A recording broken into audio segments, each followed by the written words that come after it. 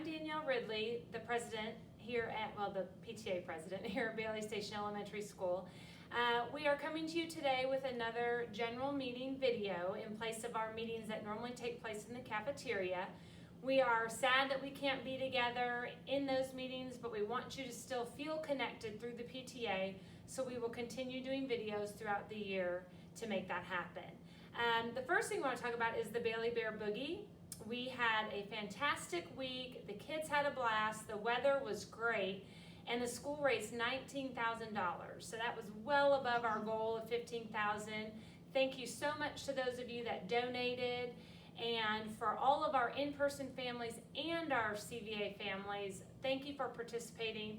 We had some CVA kids send in pictures of them running outside of school, and so we're so glad that we were able to get participation from those families as well. So thank you again for those of you that donated. We are going to just hold those funds for right now. We don't know what second semester is going to look like yet, and we don't know, everything for next year. So we're just going to hold those funds until we see a little bit more about what school's looking like, and then of course we will inform you on what we're going to spend the money on. The next thing I wanted to mention were in regards to our contests. We've had the Reflections Contest, the Safety Poster Contest, and the Citizenship Essay Contest. And normally in our December general meeting, we announce those winners and give the awards. We are not holding that meeting, of course, in person, and we still want to come up with a way to recognize those students. So we will come back after break, late January, early February, and we are going to do some kind of either a virtual meeting or a video or something where we acknowledge those students and the winners. So just stay tuned for more information. I don't want you to think that you've missed something, because normally December is when that happens. So just stay tuned. We will give you more information after the break. And next, I want to share, we've got Mrs. Miller and Mrs. Robbins here today, and they're going to talk about reading here at Bailey Station and some new initiatives that we're doing in our ELA classes. So I'm going to turn it over to them. Thank you, Danielle. I'm Michelle Miller, the assistant principal here at Bailey Station, one of the assistant principals. But prior to my role as assistant principal, I was the reading interventionist. And I had the privilege of working with struggling students every day and really helping them become proficient readers and writers. And over that time, I really learned a lot and really saw even a lot of our older children really struggling to be proficient readers and writers. And so, what we started discovering is that a lot of our students were missing foundational skills that they needed to be successful. And so I had the opportunity to attend a training on the Orton Gillingham philosophy of teaching reading.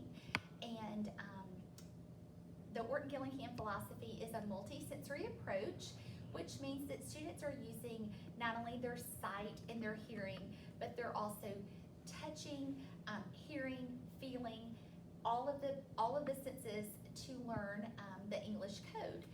And so, English is made up obviously of 26 letters that make like 44 sounds, and then there's over 150 ways to spell those sounds. So it can be very confusing and overwhelming sometimes to younger students, but mastering that code, that phonics code, is absolutely necessary for their future success in reading and writing.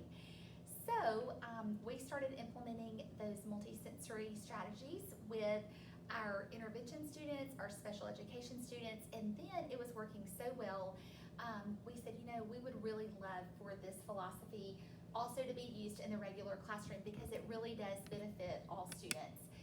So Clareville Schools made a commitment to all of our K through 2 teachers in the whole district this past summer and trained them, or provided training for them, in the Orton Gillingham approach to teaching reading and writing. And so basically what that is, it supports the science of reading. And the science of reading tells us that teaching phonics, which is teaching children the code between the relationship of a letter name and a letter sound, is key to their success. That's a really oversimplified version, but essentially that's what it is. And so I'm going to let Ms. Robbins talk a little bit about what that looks like in a first grade classroom and what multisensory really means for your child and what's going on every day. Okay, so we are so excited that we are able to use this in our classroom, and we have seen so much improvement just in this short amount of time we've been in school this school year. But basically what we're doing is we're making sure that they are getting a multisensory approach. You probably know that your child is probably a better learner in certain areas like auditory or maybe kinesthetic, that kind of thing. Well, this gives all learners, no matter what they are awesome in, the ability to use sand, to use their fingers and feel the letters that we are forming. So they're not only learning how to write them correctly, but they're getting that sensory, which is making their brains think about it and move it to the permanent side. We have started a dictation with Orton Gillingham, and we have seen just amazing improvement, where in the past we were trying to teach all of the phonic sounds in one school year. Now we're going to slow it down, and we won't be teaching so many each year, but they will build on each other and they are able to master these skills. So like this morning we had a reading test, and I had students reading a passage that they had never read before, but they were noticing the red words. You might hear your child talk about a red word. Those are our high frequency words that don't follow the rules. They were noticing those in the reading, where in years past that may not have been the case. They're also really getting that permanent learning. They point out concepts that we talked about in September, now in December, where sometimes that wouldn't happen because we were just learning it for that week. So the teachers are so happy, and the kids love it. They love to put their fingers in the sand, and they know that that is helping them learn and create concrete and permanent learning. Absolutely. Well, thank you, Ms. Robbins, for sharing that. It is certainly exciting, and so what Ms. Robbins also was alluding to is the fact that not only are we introducing the letter name and the letter sound, but we're also focusing on the letter formation of it, the actual handwriting, because handwriting is multisensory. It serves a purpose, and it helps them, like Ms. Robbins said, move that information into the permanent language processing part of their brain. And then, so not only are they learning the letter name, the letter sound, they're learning the letter formation, but then they're also learning the encoding piece, which is a fancy word for spelling. And so the encoding, students haven't fully mastered a sound concept until they're able to attach a letter or a letter sequence to it. And so that is actually the output. Decoding is the input of reading, and then the spelling and the writing is the output, and that's a higher level skill. And so if a student can, spell a word phonetically using the skills that we've taught them, then they're automatically able to read it, and they're actually applying it. And we do cumulative review every week, so they're constantly reviewing the letter sounds and the letter names that we've learned. And so our ultimate goal is permanent meaning, permanent word storage, not just, like Ms. Robbins said, teaching it just for that weekly test. So we've slowed down. We've put a multisensory approach. Ms. Robbins also referenced red words. Red words are not phonetic. They cannot sound them out. But we have a strategy to teach them to help them memorize it. We use arm tapping. Again, that's multisensory. And then we use screens under their paper with a crayon. They feel the bumps on the paper of the word. So anyway, that is just a little taste of all the things that we're doing.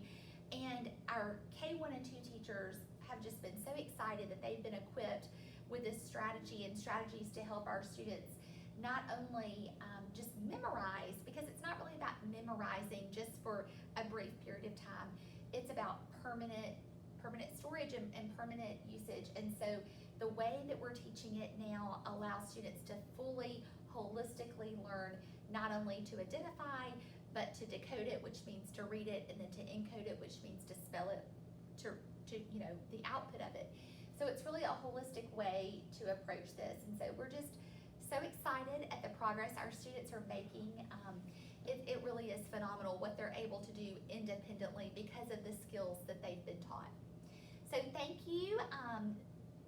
We are excited about this journey, and if you have any specific questions about the Orton Gillingham philosophy or how your child's teacher is incorporating this, please reach out to them, please ask them. Ask your child, tell me about a red word. Tell me about pounding and tapping. We pound the syllables and then we tap the individual sounds. They can tell you all about it. So we're so excited to be on this journey with your children, and we will update you soon. Great. Thank you so much. Before we wrap up, I want to save door prizes till the end. So here we are with our door prizes. We're going to do something a little bit different this time. I try to change it up each time, and we thought this would be a great opportunity to spread some holiday cheer. And what we'd like you to do, for those of you that have tuned in, we would like you to go to our Facebook page, and like last time, you'll see a link to this video, and then we want you to comment. But we specifically want you to comment on, we want you to think of somebody in the Bailey Station community, whether it's a teacher, a staff member, a fellow parent, anybody in our community, an administrator, and we want you to give them a shout out. So maybe it's your child's teacher and you want to compliment them on something they did. Maybe it's another parent that helped your room parent, and another parent helped you out. But we just want to have some positive comments. I know that there's some negativity out there here and there, and we want to just flood our Facebook page with positive comments. So think of an adult in the Bailey Station community, give them a shout out, and then we will randomly pick 5 people's names who commented, and we will let you know if you've won and where you can get your prize. Thanks for tuning in. Bye.